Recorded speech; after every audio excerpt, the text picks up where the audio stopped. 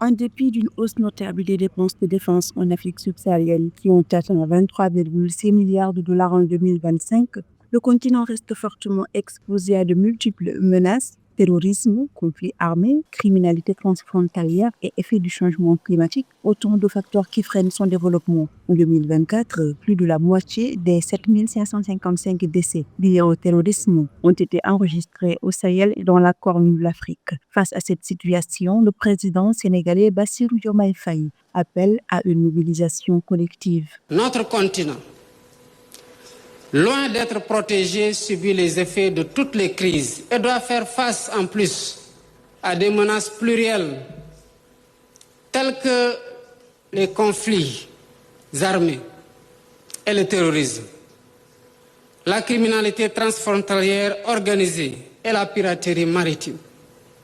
Même avec une pleine souveraineté acquise, aucun pays ni aucun continent ne peut triompher seul face à ces menaces sécuritaires. Toute solution efficace ne le sera que collectivement.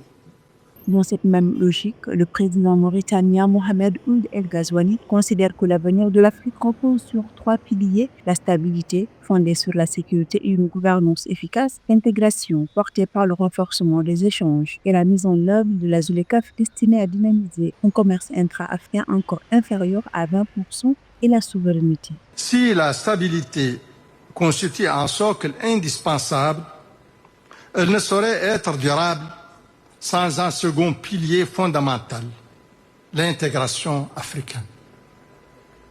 Elle est une nécessité.